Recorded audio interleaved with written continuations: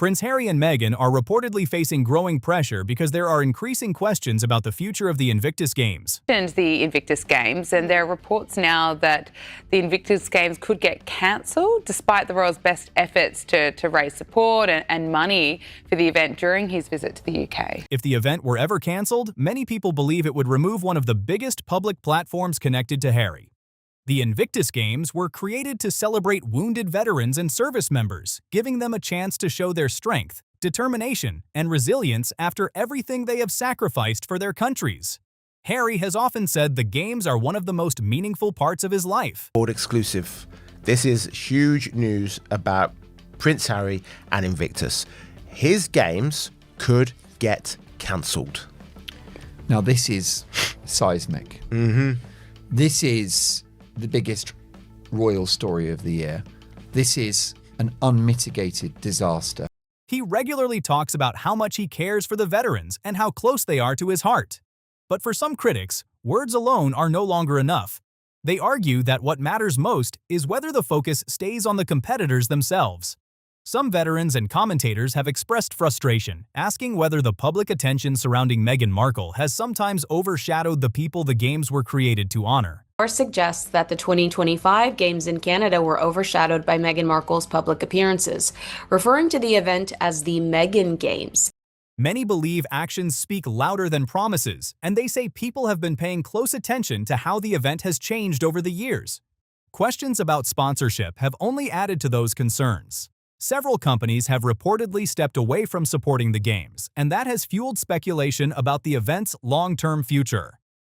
While no cancellation has been confirmed, losing major financial backing would clearly create serious challenges for any international competition. Currently, Boeing, which has been a major sponsor of the Invictus Games in Canada, has pulled out.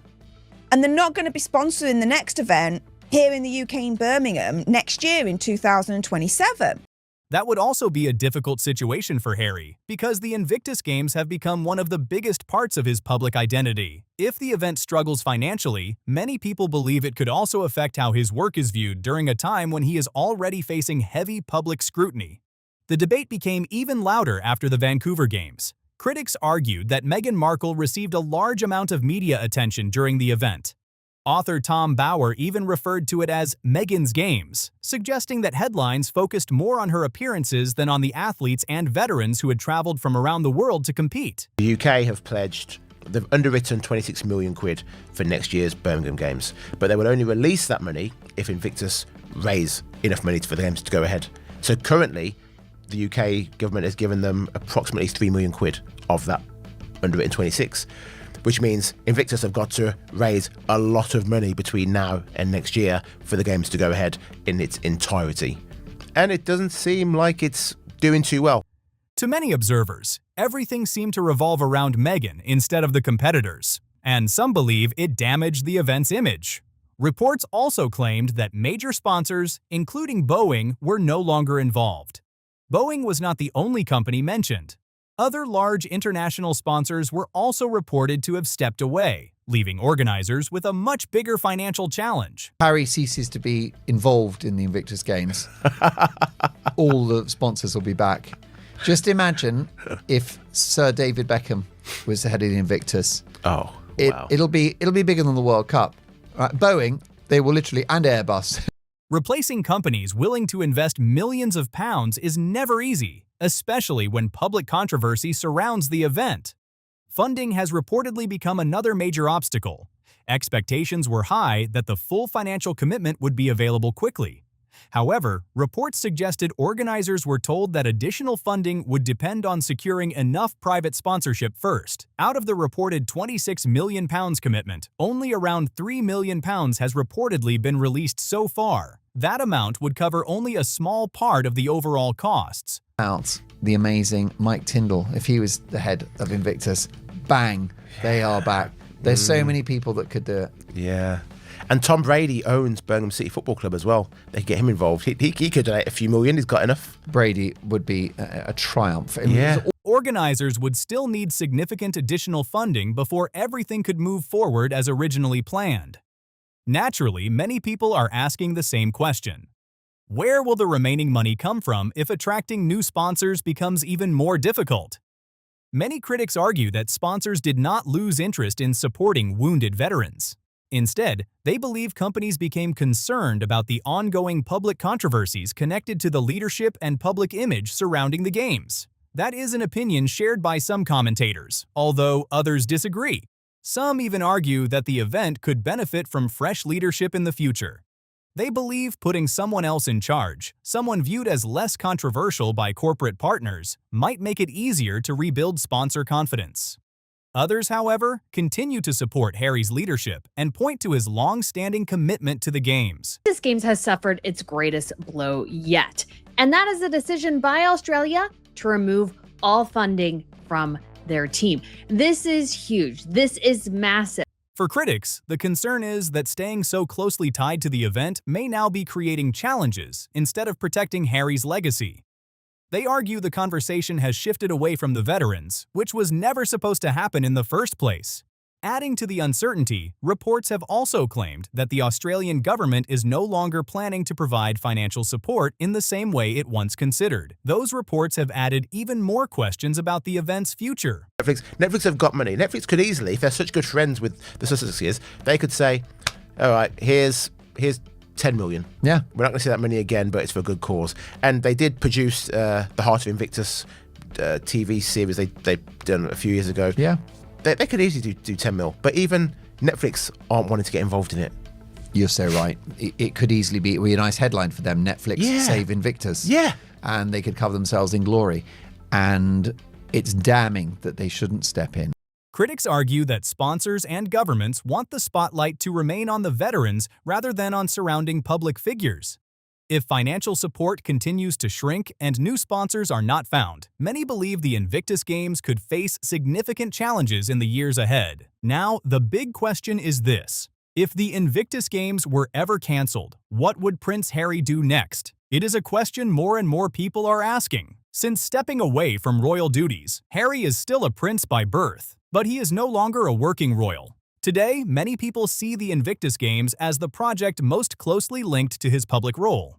That is why all the speculation surrounding the event has attracted so much attention. If the Games were to face serious setbacks, many believe it could also affect Harry's public image in a major way.